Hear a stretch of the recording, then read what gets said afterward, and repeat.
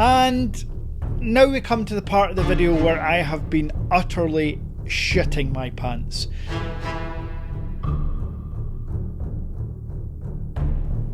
What do you care? You don't use that power, mate. What, surfing corn in your fucking spare time? Why in 2025 am I seeing some people comment that they are excited for a Samsung Z Fold 7 that has a 4400 milliamp hour cell that charges at 25 watts? What the fuck are we doing here, folks?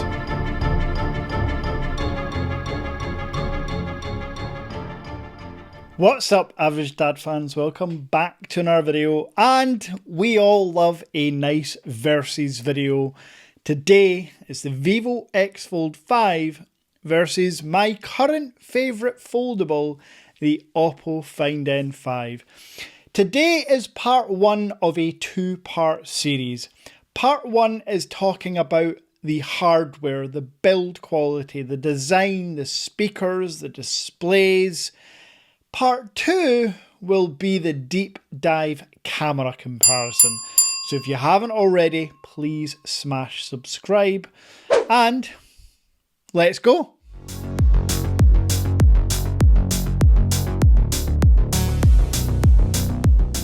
Now we're going to start off with the dimensions of each of these phones. Both are mind-blowingly thin. Please keep in mind that both of these phones are large format foldables. And also keep in mind that there are foldable phones, current new foldable phones, that are around 12 millimeters in thickness when folded, some even more than that.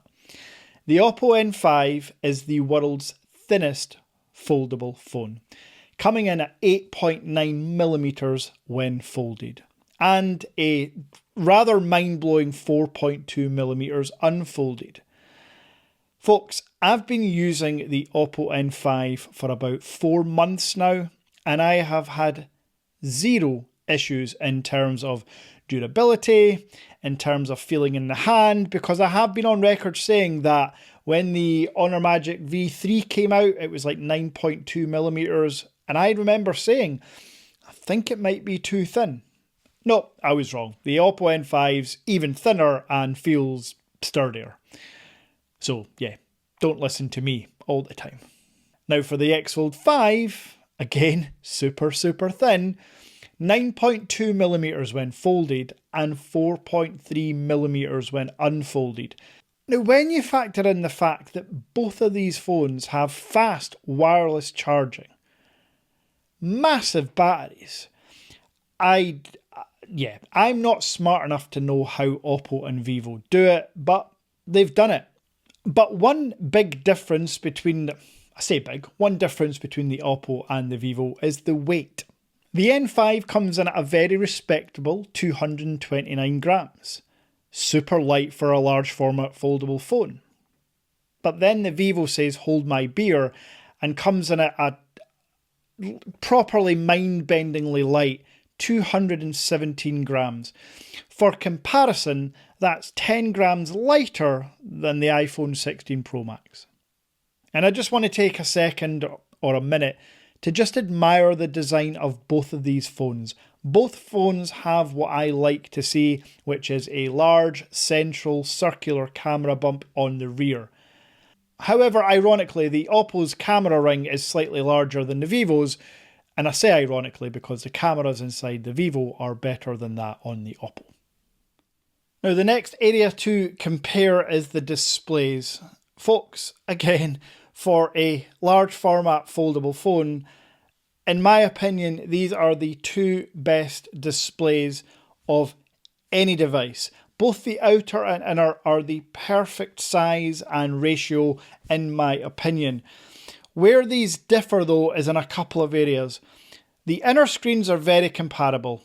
8 inches on both essentially. It's like 8.03 on the Vivo and like 8.1 on the OPPO. Just stunning displays. And at this point I'd like to highlight two of the best creases or lack of creases in any fold. This is outdoors, this is in sunlight.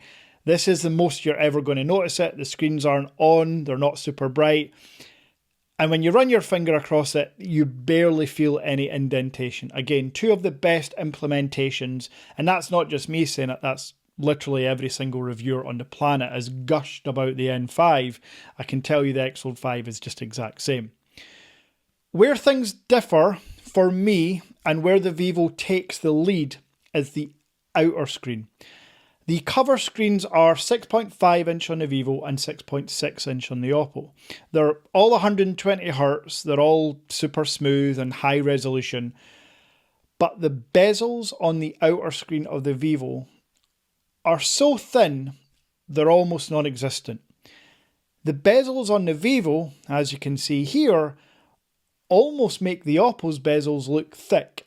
And folks, trust me, until I use the X Fold 5, I've never noticed. I don't know any other reviewer that's noticed that the bezels are, I guess, thicker, but that's only because the Vivo now exists. Again, Vivo are doing unbelievable things when it comes to their foldable phones, and this outer cover screen is far superior on the Vivo. The other big reason that the displays are better on the Vivo, in my opinion, the brightness. Now, yes, peak nittage isn't all that's cracked up to be. It really doesn't translate all the time. But on paper, 4,500 nits of peak brightness on the inner screen of the Vivo. 5,500 nits of peak brightness on the outer screen. The OPPO, less than half. 2,500 peak brightness on the outer and about 1,600 to 1,800 on the inner. Now again, in my experience using the OPPO for all this time, I've never once thought, damn, I wish the screen was brighter. But using it side by side with the Vivo, yeah. I guess this is just where technology's at, month by month. It's not even year by year now, month by month. These upgrades and new devices just keep smashing it out the park. So displays, in my opinion, there is not really much of a comparison in terms of brightness and just look. Now, I just want to interrupt this comparison with a couple of exciting bits of news concerning Average Dad and products. About 3 weeks ago, I released the Average Dad 10,000 and 20,000 mAh power banks. While we have sold quite a few, I see the feedback. I've looked at Amazon, I've looked at other sites, and folks, the price was maybe a little too high. I definitely put too much emphasis on the convenience factor rather than what do people actually want to pay, even though it's got 3 cables included and a wireless charger on top with the digital display. I mean, it really is a feature-packed power bank, but I have listened. So the price of the power banks has come down. You can now pick up the 10,000 mAh for £15 and the 20,000 mAh for £25. There or thereabouts. So I do read the comments. I have also seen the numerous 5-star product reviews for those that I know that I've given a power bank to. So thank you very much for the support. What I want to do with the next product, which is this, the Average Dad wireless charging puck. 15 watts fast wireless charging with LED lights to indicate if your phone's actually charging or not. Now, I have looked at Amazon, I've looked at other sites. This 15 watt wireless charging puck will be priced aggressively at £13.99. And if you want to buy 2 for either bedside stands or desks or your office or anywhere you like to put them, it's 2 for £25. So there we go. That is a release of the Average Dad wireless charging puck. Hopefully you appreciate what I'm doing here. Hopefully you can appreciate the prices. And as always, leave your feedback down below. Primarily if you've bought one and used one. I'm using mine now daily on my desk and it's, yeah, just nice. I really like the design. I'm maybe biased. So that's it. That's the interruption done. Back to the comparison. Now that we've seen what content viewing is like on both devices and how the displays are, I do just very quickly want to do my fairly regular sound comparison. But again, folks, on a YouTube video, it doesn't come across as well as in real life. Have a listen and then I'll give you my thoughts.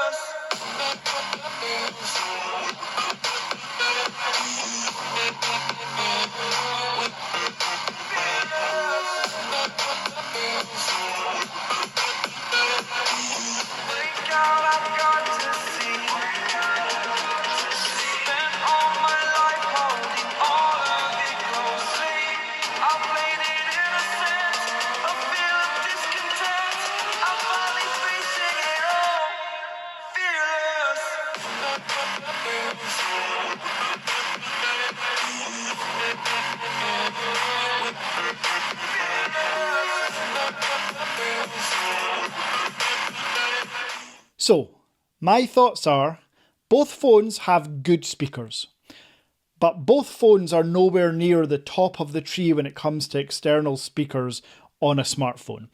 The Asus ROG phones, the Honor Magic 7 RSR, even the OnePlus Open, the 2-year-old phone, the older sister of the OPPO N5, has much better speakers.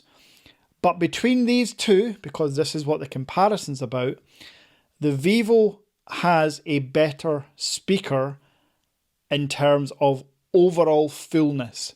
The OPPO will go slightly louder, but it distorts. It just sounds like you're in a church or a large room. It's echoey. The Vivo, even at top volume, keeps it full, bassy, just nicer to listen to. But, again, let's be honest, 99% of the time you're going to have Bluetooth headphones on, which obviously both of these phones support. And now we come to the part of the video where I have been utterly shitting my pants, because we have to test the claims that the Vivo has an IP59 water and dust resistance, and the OPPO has an IPX9 rating. Essentially, the OPPO doesn't really cover you for any dust, but both cover you for 1.5 meters of submersion for around 30 minutes. I'll not be doing that, but I will be popping them both in a sink for a few minutes just to test how safe they actually are if you were to drop them in a pool, for example. So, thank God that's over. As you can see, both phones have survived. Both phones were in there for a few minutes, and I'm impressed. Only in the past couple of years have we had any form of water splash protection on a foldable. Now that we have full submersion protection, really, really happy. And in terms of the Vivo having a dust rating, I won't be testing this. I'll leave that to Jerry Rig Everything. But the Vivo is the only foldable phone that you can take to a beach and not be absolutely crapping your pants. So, well done, Vivo. Now, in terms of other hardware, but internal hardware, phones are very similar. Both of these phones are true 2025 flagships with Bluetooth 5.4, the latest and greatest Wi-Fi, USB-C 3.2 OTG on deck, which means both are supported with external monitors, both have a desktop mode. So in terms of communications and connectivity, it's 5G, you're supported. And you can check the specs on GSM Arena for any bans if you've got any questions about connectivity in your country. But trust me, they're going to work on almost every network globally. The one difference though, which has surprised a few people, but for me, I could not care less. I know there are commenters like, oh my God, it's only an 8 Gen 3 chip. What do you care? You don't use that power, mate. What, surfing corn in your fucking spare time? Doesn't matter to you a jot. Sorry, that's for one or two specific people that always say, oh, it's not the latest chipset. Anyway, as I've already mentioned, it's not the latest chipset. It's Snapdragon 8 Gen 3 on the Vivo, but on the Oppo, it's the Snapdragon 8 Elite chip. Now listen, if you gave me the choice, I'm obviously going to choose the Elite chip every single time. But as the Vivo X Fold 5 only comes with the 8 Gen 3 chip, then that's the one you're stuck with. And trust me, you will not notice a single iota that is different to the Elite chip for all the stuff that you want to use your phone for. And now we get to arguably the most impressive hardware aspects of both of these phones. Yes, everything else has been impressive. But for me, the battery is what keeps these two phones and the upcoming Honor Magic V5 so far ahead of Google and Samsung. It's actually quite worrying how far behind those manufacturers are, yet people keep lapping it up. So to clarify, the Vivo X Fold 5 foldable phone, 4.3mm unfolded, has a 6000 mAh silicon carbon cell with 40 watts wireless charging and 90 watts wired. The OPPO Find N5 at 4.2mm unfolded has a 5600 mAh cell, 50 watts wireless charging and 80 watts wired charging. Why in 2025 am I seeing some people comment that they are excited for a Samsung Z Fold 7 that has a 4400 mAh cell that charges at 25 watts? What the fuck are we doing here, folks? Now, yes, I know some of the other aspects of the Z Fold 7 are going to be great, and I'm going to enjoy using it, I'm sure. But the battery is just unacceptable.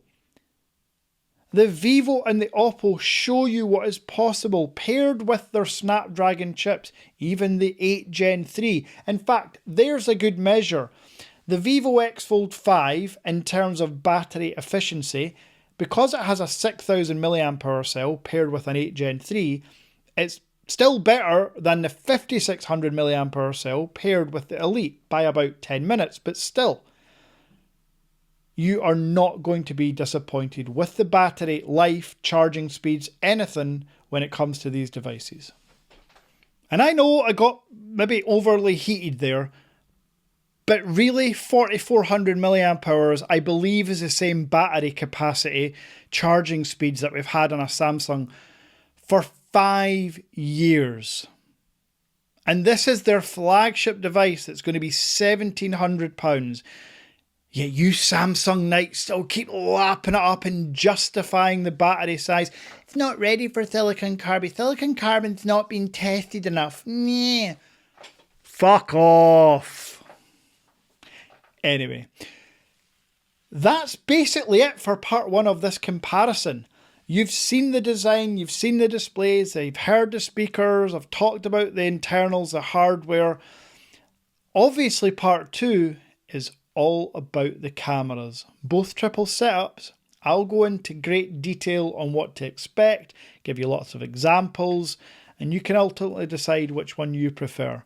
But spoiler, both camera systems are going to get you by just fine. Hopefully you've enjoyed this little versus video part one. Don't forget that both of these phones are available through the Average Dad Tech Store, as is the AD power bank, the AD wireless charging puck. And also don't forget to like this video and smash subscribe. Until next time.